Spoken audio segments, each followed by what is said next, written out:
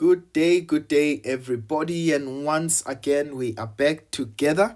Right, so we are looking at a continuation of question 4 from our previous question, right? And this is from the November exam, the technical science exam.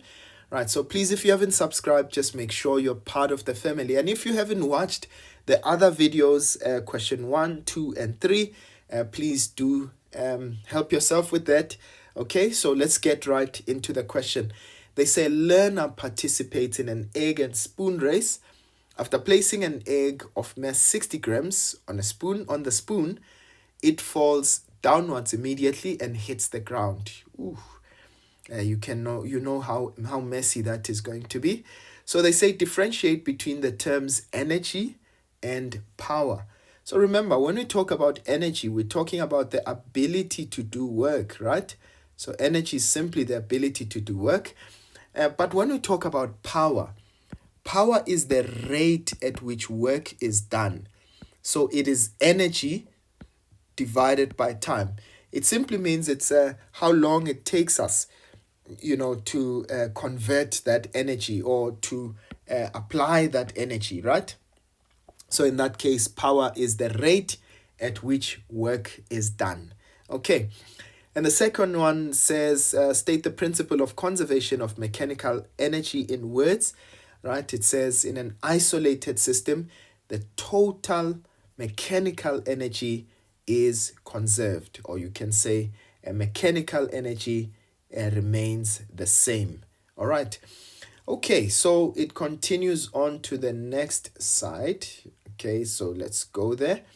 They say the spoon and the egg were held at a height of 90 centimeters above the ground. And now remember that in technical science, we always use meters, right? They say calculate the gravitational potential energy of the egg when it was placed on the spoon. Right, so we know that potential energy is mass times gravitational acceleration times the height.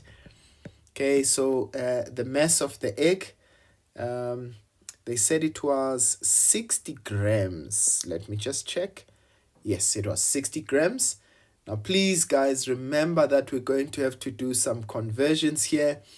Right, so the mass would be 60 divided by 1,000. Okay, so that would give us 0.06. 0.06 multiplied by 9.8 multiplied by the height. Now remember, height is 90 centimeters, so that would be 90 again. Now divided by, remember, cent, it's 100th, right? So that's 90 divided by 100, so that's going to be 0.9. So multiplied by 0.9, and let's see what that would give us. Okay, I just did something there.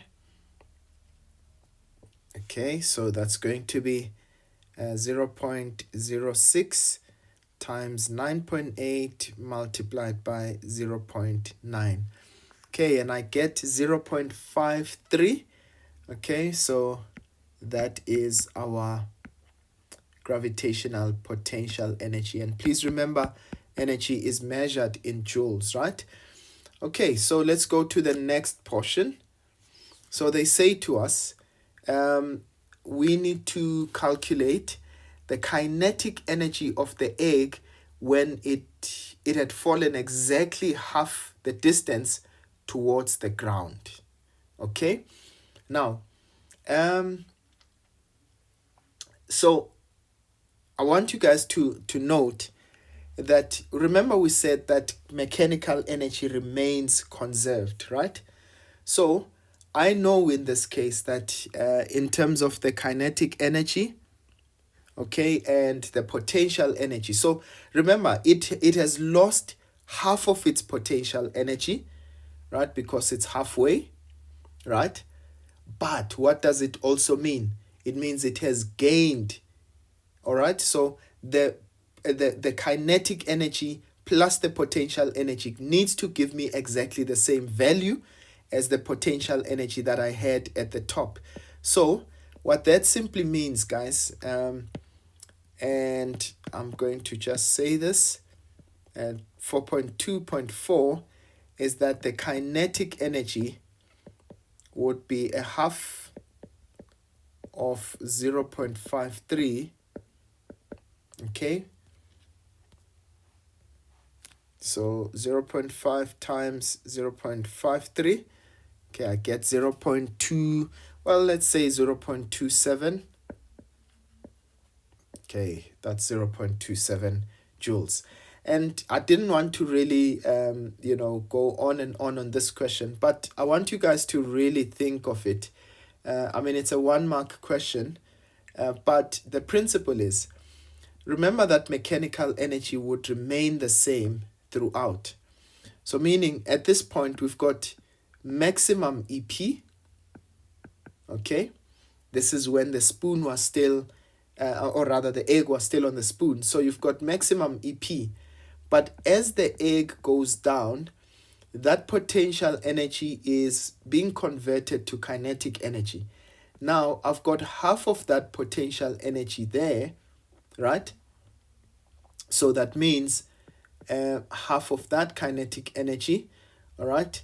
Half of that potential energy would be converted into kinetic energy. So that's why we had that half of 0.53. Okay, and one thing that I want you to note, once we get to the end, right here at the bottom, it means all of that potential energy would have been converted to kinetic energy, right? Now they say to us the speed at which the egg hits the ground. So applying our principle of mechanical energy, we know that mechanical energy at the top would be equal to mechanical energy at the bottom.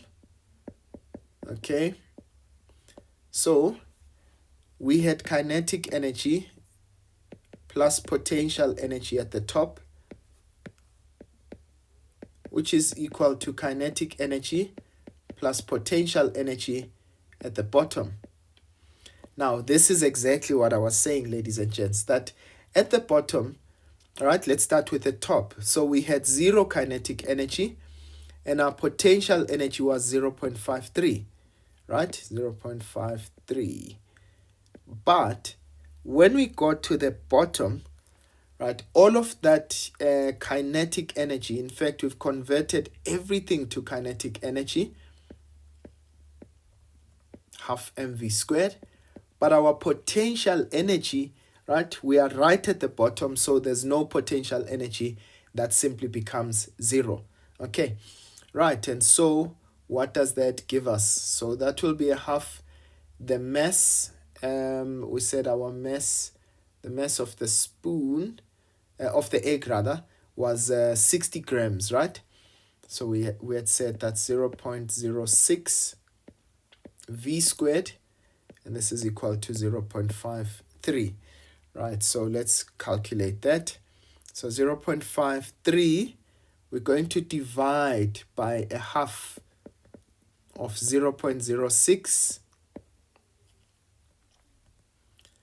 0.5 times 0.06, okay? And remember, we take, in this case, the square root of that. So the square root of our answer. So we get velocity right at the bottom to be 4.2 meters per second. All right, ladies and gents, I hope you got that. Okay, so that is how the cookie crumbles, right? The last question, they say, how would the mechanical energy change, right, if the 60-gram egg is replaced with a larger egg with mass 70 grams? Write down increase, decrease, or remain the same. It would definitely increase. The bigger the mass in that case, the greater that potential energy would be at the top. But then it means that the mechanical energy has actually increased. Okay, so ladies and gents, that is how we come to the end of this question, and I hope that it was clear, right? Let's see each other when we look at question number 5. We are continuing very nicely on this question, right? I'll see you guys again next time. Sharp, sharp.